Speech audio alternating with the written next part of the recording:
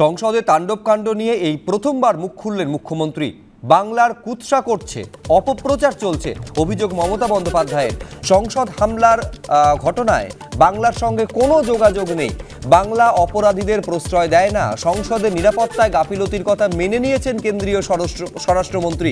সংসদে তাণ্ডব নিয়ে প্রশ্ন তুলেছিলেন বলে ডেরেক সহ বিরোধী সাংসদদের সাসপেন্ড করা হয়েছে, মন্তব্য মমতা বন্দ্যোপাধ্যায়ের।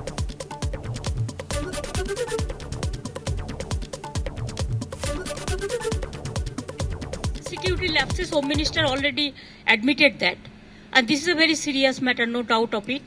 Let them investigate the matter, because we don't compromise any security matter. So always it is the great lapses for the new parliament.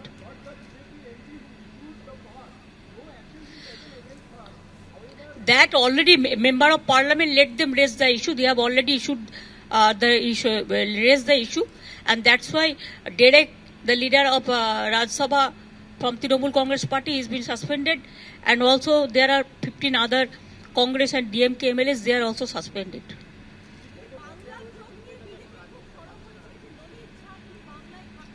So what ওরা বলে দিয়েছে বাংলার সাথে কোনো যোগাযোগ নেই, এটা ঝাড়খণ্ড বা কোথায় কোথায় আছে আমি জানি না। আর এটা নিয়ে যারা ইনভেস্টিগেশন করছে, ইনভেস্টিগেশন নিরপেক্ষ হোক, এটা আমরা চাই, এবং সেই জন্য আমরা কোনো উল্টোপাল্টা কমেন্টস করি না। আমরা তো আর আবল তাবল বকি না, যেটা বলবো সেটা দায়িত্ব নিয়ে বলবো। কাজে আমরা দায়িত্বশীল আগে হই, এটা মাথায় রাখা উচিত। বাংলাকে অপপ্রচার করা, বাংলাকে কুৎসা করা দিয়ে সারাক্ষণের কাজ। বাংলা কোনো অপরাধমূলক কাজকে প্রশ্রয় দেয় না।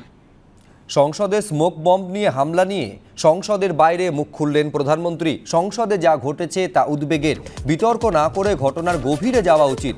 লোকসভার অধ্যক্ষ গুরুত্বের সঙ্গে প্রয়োজনীয় পদক্ষেপ করছেন। একটি হিন্দি সংবাদপত্রে আলাপচারিতায় মন্তব্য প্রধানমন্ত্রী।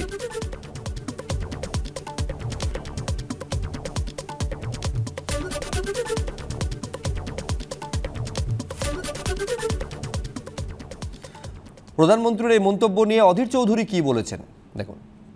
আজ কত তারিখ প্রধানমন্ত্রীকে নিশ্চয়ই স্মরণ করে দেওয়ার দরকার নেই। 17 তারিখ, এতদিন পর তার মনে হলো এবার কিছু বলা দরকার। তার তো প্রথম দিনই পার্লামেন্টে এসে বলা ছিল যে আমি আছি, তোমরা ঘাবড়িও না।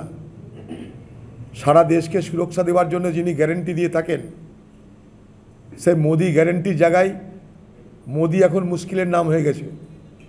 আগে বলা হতো মোদি হ্যায় তো মুমকিন হ্যায়, নতুন স্লোগান দিতে হবে মোদি হ্যায় তো মুশকিল হ্যায়। অনেক আগে যে কাজ করা উচিত ছিল, বিরোধীদের চাপে তাকে আজকে মুখ খুলতে হয়েছে, ভারতবর্ষের মানুষের চাপে তাকে আজকে মুখ খুলতে হয়েছে। এ কথা তার পার্লামেন্টের মধ্যে এসে দাঁড়িয়ে বলা উচিত বলে আমি মনে করি। এটার নামই কার্টসি। অটল বিহারী বাজপেয়ী এটা করেছিলেন, আজকের প্রধানমন্ত্রীও এটা করা উচিত বলে আমি মনে করি। সংসদে হামলায় বং কানেকশন নিয়ে ফের বিস্ফোরক দিলীপ ঘোষ। বাংলা থেকে এই দেশের বিরুদ্ধে লাগাতার চক্রান্ত হচ্ছে। পশ্চিমবঙ্গ কি পাকিস্তান বা আফগানিস্তান হয়ে যাচ্ছে? যারা সংসদে হামলা নিয়ে সোচ্চার হচ্ছেন তারাই হয়তো এর নেপথ্যে রয়েছেন। কেন বাংলায় দেশবিরোধী চক্রান্তের গড় তৈরি হয়েছে, তৃণমূলকে তার জবাব দিতে হবে। ফের মন্তব্য বিজেপি সাংসদ দিলীপ ঘোষের।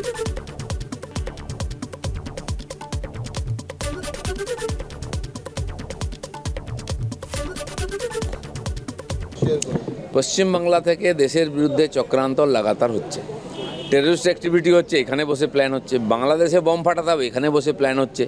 পশ্চিমবঙ্গটা কি ধীরে ধীরে আফগানিস্তান হয়ে যাচ্ছে, পাকিস্তান হয়ে যাচ্ছে নাকি? সারা দেশে এবং দুনিয়াতে আতঙ্কবাদী উগ্রপন্থী সাপ্লাই করবে, দেশবিরোধী গতিবিধি এখান থেকে ষড়যন্ত্র হবে। আর বড় বড় কথা বলছেন ওনারা।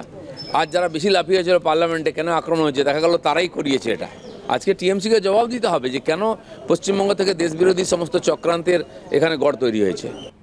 সরাসরি প্রশ্ন তুলছেন দিলীপ ঘোষ, এই ঘটনার জন্য তৃণমূলকে জবাব দিতে হবে। পাল্টা তৃণমূলের কি বক্তব্য, রাজ্যের মন্ত্রী শশী পাঁজা কি বলছেন দেখুন। না দিলীপ বাবু এই যে কথাটা বললেন, এই কথাটার প্রমাণ করছেন কি করে? দেখুন, রাজনৈতিক ব্যক্তি করুক, কিন্তু আপনি কিন্তু একটা আক্রমণ যেটা হয়েছে তার এখন তদারকি চলছে, ইনভেস্টিগেশন। তার মাথার যদি দিলীপ বাবু জানেন, তাহলে আমার তো মনে হয় ইনভেস্টিগেটিভ যে এজেন্সি পুলিশের কাছে গিয়ে উনি বলুক। এইভাবে সংকীর্ণতাটা তো সম্ভব নয়, এই সংকীর্ণতাটা সম্ভব নয়। এই নজর দিয়ে যদি দেখেন, তাহলে তদন্তর বেশি আশা রাখা যাবে না। তদন্তটা হোক। উনি কি করে বলছেন যে সেটা রাজ্যব্যাপী কি সারা দেশব্যাপী, এই ন্যারেটিভই আসবেন না, এই ন্যারেটিভে আসবেন না।